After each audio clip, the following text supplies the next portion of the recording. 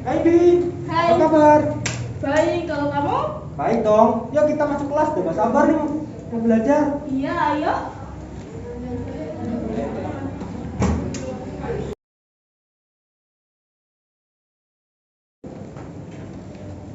Ngapain sekolah?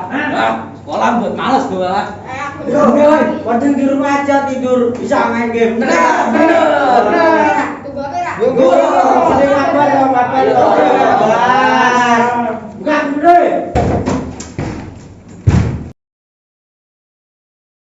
Cuy, mabar ya cuy. Ada ini cuy. Kok kenapa nih mati sudah nama 37? Oh iya. Halo, kalian apa kabar? Gas. Diam dulu nih. Kalian harusnya matiin HP. Kamu diam aja. Oh, menengosin aku. Diam dulu. Matiin HP-nya nanti ketahuan. Diam dulu. Ada guru. Belajar. Ayo teman-teman. Gak usah ganggu napa? Ayo Makan itu. Gas. Wih, Selamat pagi, anak. Hari Senin jam 7 pagi waktunya kita belajar. Mantap, bagus. Oke, mari kita lanjutkan pelajaran kita pasal minggu lalu ya semuanya yuk. Bersama saya guru IPA kalian. Oke, kita mau belajar tentang mitosis halaman 70 ya. Sekarang. Oke, jadi awalnya tadi pemberian dari 2M menjadi M dan A. Dasarnya jam berisik.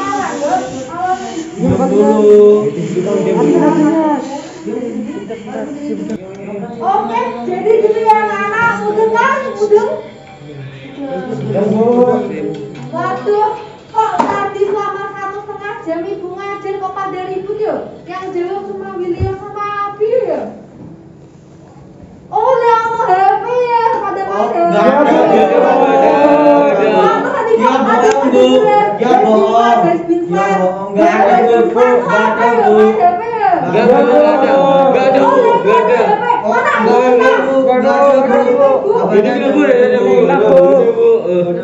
Alah, jangan bohong kalian, mana HP ibu kita? Nggak ada, Bu. Udah ya. Jadi minggu depan kalian ulangan. Ya, kalian istirahat dulu ya. Sampai jumpa lagi. Selamat istirahat.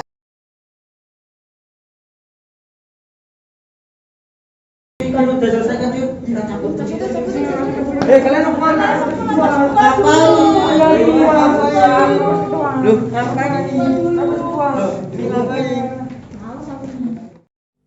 Shalom teman-teman Yutin semua.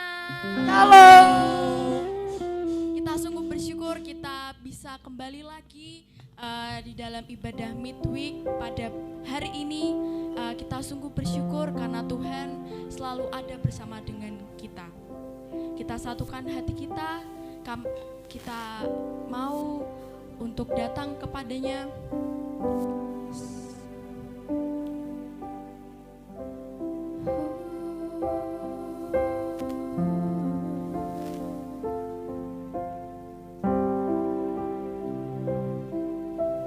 Anugerah-Mu besar.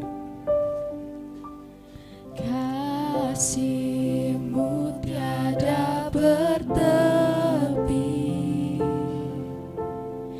hati-Mu tak terselami. Betapa baiknya Engkau, ku bersyukur padamu. Perkenananmu ya Tuhan,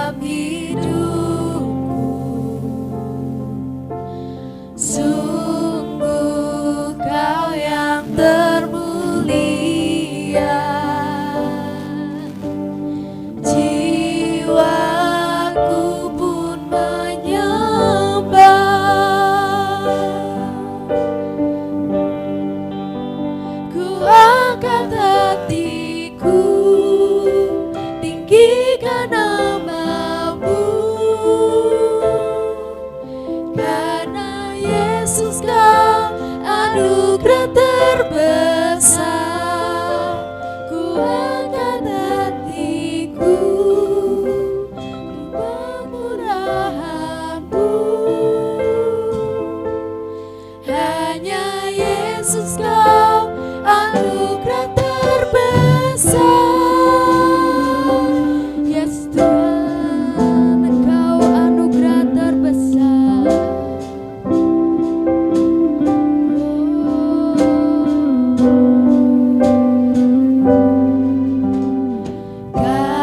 Kasih-Mu tiada bertepi, hati-Mu tak terselami. Betapa baiknya Engkau, ku bersyukur padamu. Perkenanan-Mu ya Tuhan, nyata di dalam hidupku. Sungguh Kau yang termulia, jiwaku pun menyembah.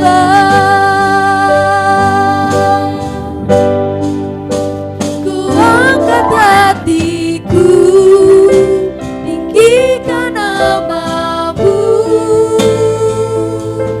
Karena Yesus Kau anugerah terbesar, ku naikkan syukurku untuk kemurahan-Mu. Hanya Yesus Kau anugerah terbesar, ku angkat hatiku, tinggikan nama-Mu. Karena Yesus Kau anugerah terbesar, ku naikkan syukurku untuk kemurahan-Mu. Hanya Yesus Kau anugerah terbesar, kita sembah Dia.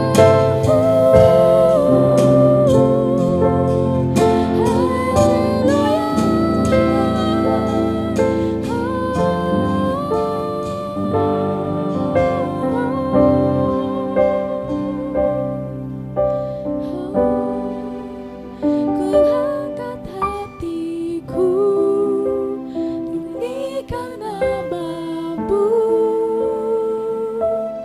Karena Yesus Kau anugerah terbesar, ku naikkan syukurku untuk kemurahan-Mu. Karena Yesus Kau anugerah terbesar, ku angkat hatiku, tinggikan nama-Mu. Karena Yesus Kau anugerah terbesar, ku naikkan syukurku untuk kemurahan-Mu.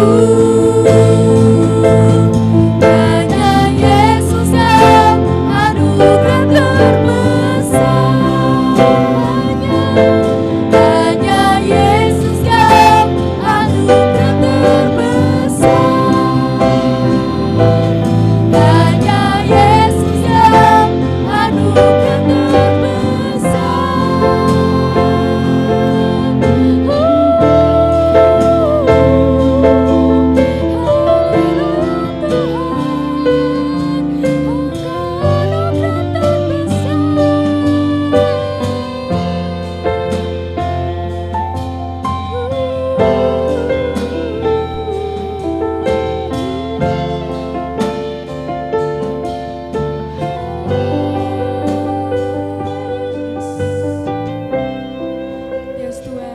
Kau anugerah terbesar ya Tuhan bagi kami semua ya Tuhan.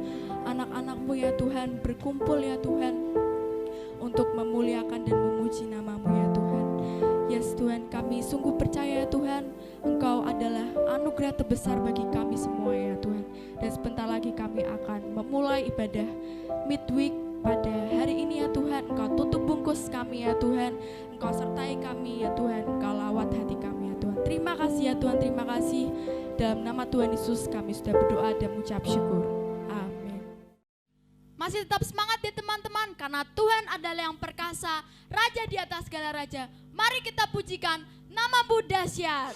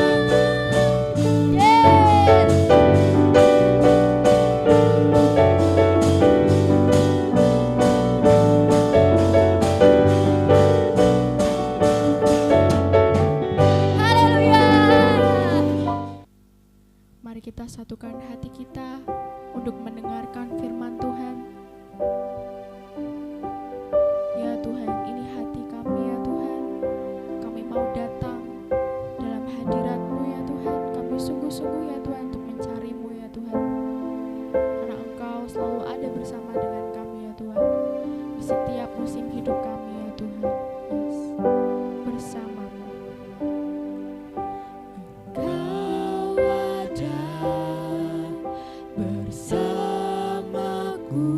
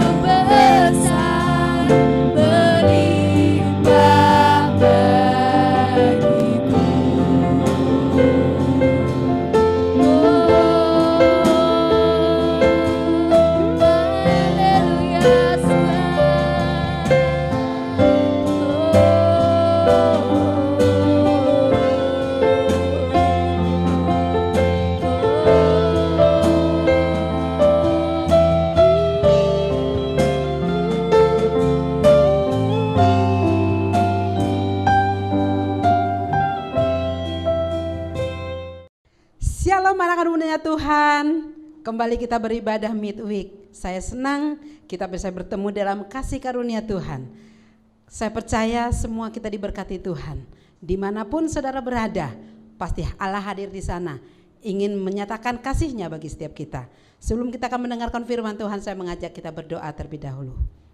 Bapa di surga, Bapa yang baik yang kami kenal di dalam Tuhan Yesus Kristus. Terima kasih atas anugerah Tuhan bagi setiap kami. Sampai saat ini Tuhan, kami dalam pemeliharaan Tuhan, dalam berkat Tuhan. Itu semua karena anugerah Tuhan bagi kami. Apapun keadaan kami saat ini, Engkau sedang bekerja bagi kami. Engkau sedang memberkati kami. Terlebih sebentar kami akan merenungkan kepada firman-Mu. Berbicaralah bagi setiap anak-anak muda. Terima kasih Tuhan, Allah kami yang baik. Kami bukakan hati kami bekerja lewat hamba-Mu, kami semua di rumah kami masing-masing diberkati, diteguhkan, dan kami dikuatkan melalui kebenaran firman-Mu. Kami semakin mengenal kasih yang besar itu Tuhan. Terima kasih, terpujilah Engkau dalam nama Tuhan Yesus. Amin. Sekali lagi saya mengucapkan luar biasa. Kalau kita boleh masuk di bulan ini, di bulan Desember, tidak terasa kita sudah melalui banyak peristiwa-peristiwa dalam hidup kita. Bulan Desember adalah peristiwa penting bagi umat Tuhan, bagi anak-anak Tuhan. Kita siapkan hati kita mau merayakan Natal. Mungkin setiap pribadi kita sudah menyiapkan hati kita, di rumah kita, di gereja kita. Kita sudah menyiapkan perayaan Natal di tempat kita masing-masing. Kesempatan sore hari ini, tema kita adalah Natal bagi anak muda. Wow, saya percaya kita semua sudah menyiapkan, menyambut Natal, menyambut sukacita Tuhan. Karena perayaan Natal adalah perayaan besar bagi umat Kristen di seluruh dunia. Bagaimana Tuhan datang ke dunia menyatakan kasih-Nya bagi setiap kita. Saya mengajak kita mau membuka Alkitab dari 1 Timotius 1 ayat 15 dan 16. Renungan kita hari ini. Perkataan ini benar dan patut diterima sepenuhnya. Kristus Yesus datang ke dunia untuk menyelamatkan orang berdosa, dan di antara mereka akulah yang paling berdosa. Tetapi justru karena itu aku dikasihani, agar dalam diriku ini sebagai orang yang paling berdosa, Yesus Kristus menunjukkan seluruh kesabarannya.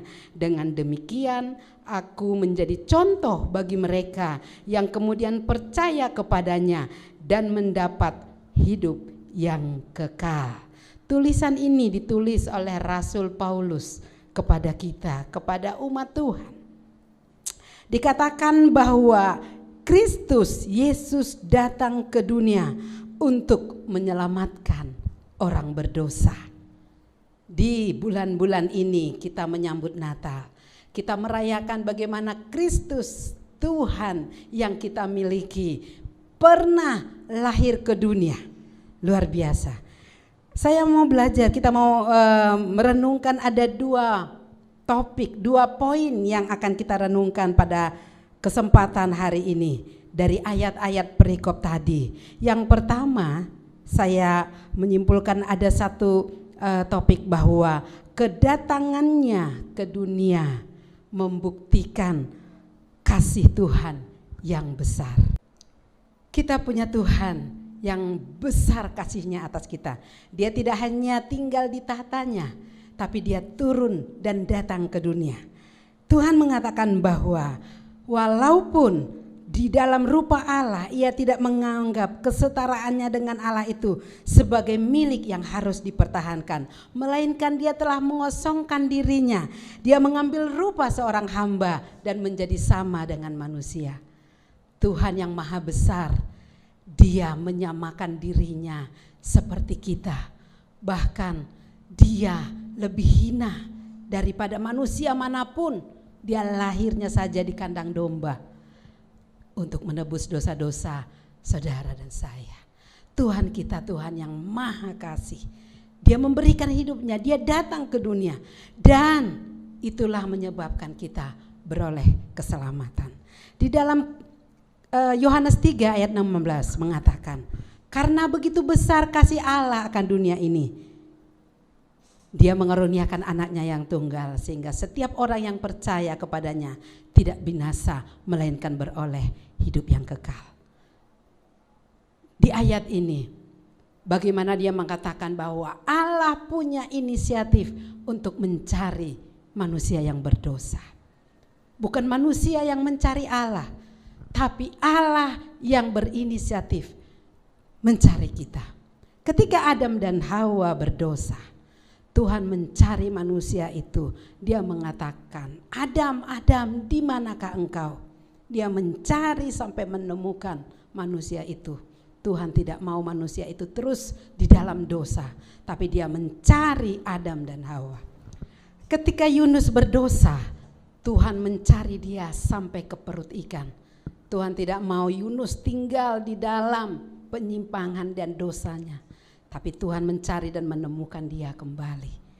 Ketika Daud berdosa, Tuhan juga tidak mau dia terus di dalam dosanya, tapi Dia mengutus hambanya untuk menyadarkan dia dan kembali kepada Tuhan.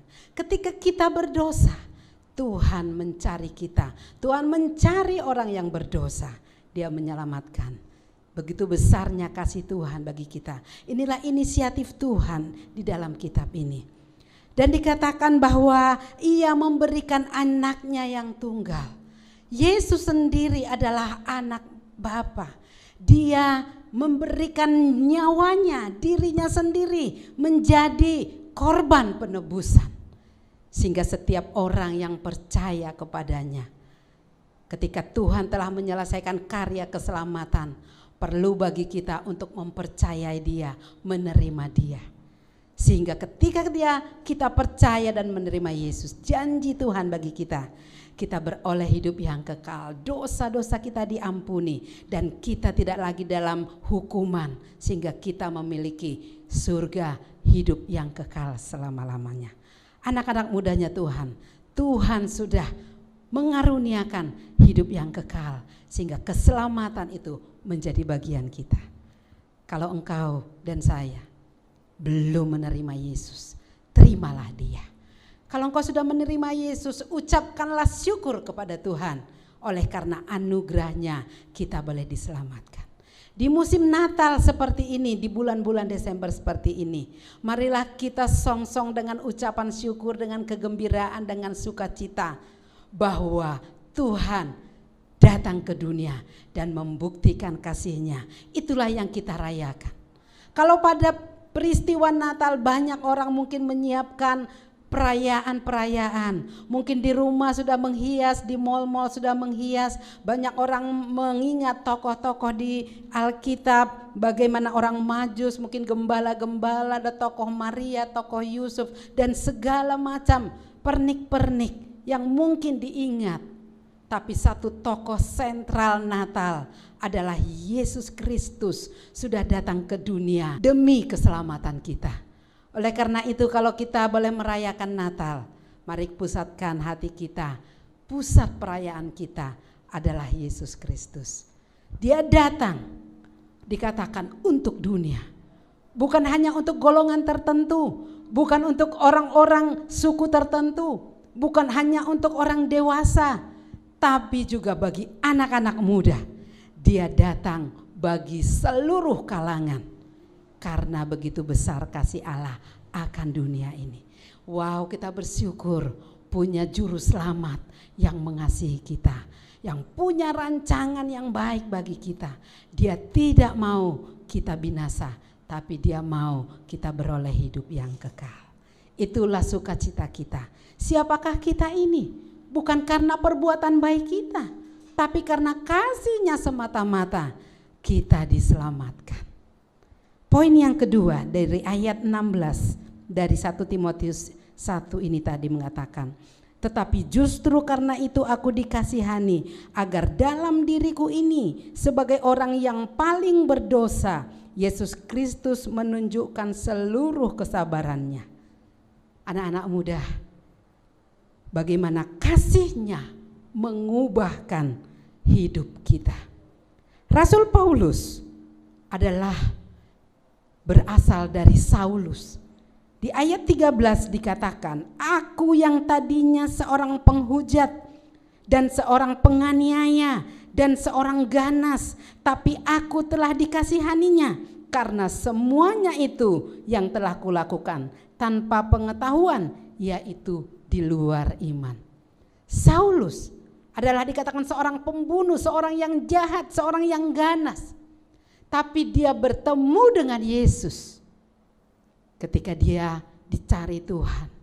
Ketika dia melakukan dosa, Tuhan berbicara kepadanya, Saulus, Saulus, kenapa engkau menganiaya aku?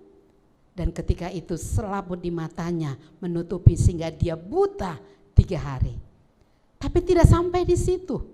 Tuhan mengutus hambanya berdoa sehingga selaput itu gugur dari matanya. Dan dari detik itu Paulus bertobat dan dia berubah secara radikal. Dia berubah secara total. Dia menyerahkan hidupnya menjadi hambanya. Yang tadinya dia benci, yang tadinya dia menganiaya dan membunuh umat Tuhan, sekarang dia begitu mengasihi umat Tuhan. Dia mengasihi jiwa-jiwa sehingga dia memberitakan Injil kemanapun dia pergi. Bahkan dia mendirikan gereja, bahkan dipakai Tuhan untuk menuliskan sebagian besar dari kitab perjanjian baru. Orang yang bertemu Tuhan, orang yang mengalami kasih Tuhan, hidupnya akan berubah. Ibarat sebuah benih, Kristus adalah benih dalam diri kita. Dialah yang mengubah kita. Benih itu tumbuh dan berbuah dalam kehidupan kita. Anak-anak muda aja Tuhan, kalau engkau memiliki Kristus dalam hatimu, itu adalah benih yang mengubahkan hidupmu. Tujuan hidupmu akan berubah. Engkau akan diubah Tuhan. Setiap kita sekarang memiliki hidup yang baru. Di 2 Korintus 5 ayat 17 berkatakan, sesungguhnya yang lama sudah berlalu, yang baru sudah datang. Kalau engkau memiliki Kristus, hidup yang lama telah dikuburkan. Kau sekarang memiliki hidup yang baru. Mari anak-anak mudanya Tuhan, jangan engkau padamkan benih itu. Roh Kudus ada dalam hidupmu. Sekarang dikatakan engkau ciptaan yang baru, yang lama sudah berlalu. Perbuatan-perbuatan dosa telah engkau kuburkan, kau matikan dagingmu. Kalau engkau pelajar, jadilah pelajar yang takut akan Tuhan, yang cinta akan Tuhan, yang menjauhi kejahatan, yang menguduskan hidup kita. Karena sekarang tubuh kita adalah bait Allah, ada Roh Kudus dalam hidup kita. Kita mau mempersembahkan seluruh tubuh kita untuk Tuhan. Kalau engkau di sekolah, menjadi anak-anak sekolah yang taat kepada Tuhan, yang mengasihi jiwa-jiwa di sekitarmu. Engkau belajar dengan sungguh-sungguh. Kalau engkau mahasiswa, engkau belajar sungguh-sungguh. Kau persiapkan masa depanmu menjadi masa depan yang dipakai Tuhan. Kalau engkau seorang profesional, engkau bekerja dengan sungguh-sungguh yang terbaik dalam kejujuran. Dimanapun Tuhan tempatkan anak-anak mudanya Tuhan, menjadi anak-anak muda yang dipakai Tuhan, menjadi anak-anak muda, menjadi contoh dan teladan yang membawa terang Tuhan. Kita adalah garam Kristus dan terang Kristus dimanapun kita berada. Jadi kalau saat ini engkau masih bergumul dengan dosa, mari datang kepada Tuhan. Katakan, sekarang dalam diriku ada benih ilahi. Aku sekarang menjadi anak Tuhan. Engkau tidak tinggal lagi di dalam dosa. Engkau tidak lagi melakukan kebiasaan-kebiasaan dosa. Tapi sekarang tujuan hidupmu berubah, kebiasaan hidupmu berubah. Bahkan engkau rela dipakai Tuhan untuk menjadi alat Tuhan. Sama seperti Saulus sudah berubah menjadi Paulus. Dia merelakan hidupnya dipakai Tuhan. Saudara akan dipakai Tuhan di mana kau berada untuk menceritakan Yesus, untuk menjadi terang dan garam, untuk dipakai Tuhan, untuk menjadi senjata-senjata Tuhan. Engkau dipakai Tuhan menjadi berkat. Oleh karena itu, karena Tuhan ada, Dia dengan penuh kesabaran untuk menerima kapanpun engkau kembali. Kita semua diberi kasih karunia untuk kita boleh kembali kepada Tuhan. Oleh karena itu mari bawa hidupmu di perayaan Natal ini untuk kita mensyukuri anugerah keselamatan Tuhan. Yang kedua, untuk mengubahkan kita terus-menerus menjadi ciptaan baru. Jangan sia-siakan keselamatan itu untuk hidup dalam daging. Tapi mari persembahkan hidup kita di masa muda kita, dipakai Tuhan menjadi alat kemuliaan bagi nama Tuhan. Saya percaya setiap kita, kalau ada Kristus dalam hidup kita di peristiwa Natal ini kesempatan bagi kita lebih lagi bersemangat dalam Tuhan, lebih lagi mempersembahkan hidup kita bagi Tuhan. Tuhan memberkati kita. Shalom. Mari kita berdoa. Tuhan Yesus, terima kasih atas anugerah Tuhan bagi kami. Kami sudah diberkati bahwa kedatangan-Mu bagi anak-anak muda. Untuk kami semua mensyukuri rahmat keselamatan, dan hidup kami menjadi hidup yang baru, hidup yang diubahkan, dan tujuan-tujuan Allah tergenapi dalam hidup kami. Terima kasih Tuhan untuk anugerah yang Kau berikan bagi kami. Terpujilah Engkau, di dalam nama Tuhan Yesus kami sudah berdoa dan mengucap syukur. Haleluya. Amin. Shalom, Tuhan memberkati. Ci, bener juga Ci, tadi yang dibilang Bu Pendeta. Yuk kita sama-sama bertobat yuk. Yuk kita komitmen yuk buat bertobat yuk. Oh iya. Nanti kita juga berdoa. Iya. Nanti kita berdoa yang menjadi sesuatu yang lebih baik. Iya. Makasih ya Wir, sama kita sudah mengajak. Sama-sama kita pulang yuk. Puji Tuhan, tadi kita sudah menyaksikan drama.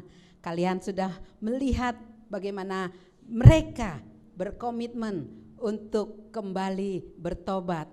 Mari setiap anak-anak muda, kalau kita sudah menerima kasih karunia Tuhan, jangan menyia-nyiakan masa muda kita. Di sekolah, di kampus, dimanapun kita berada, kita terus memancarkan terang Tuhan dimanapun kita berada. Mari bersemangat terus ikut Tuhan, dan sampai jumpa di hari Kamis yang akan datang di acara Midweek. Tuhan memberkati. Shalom.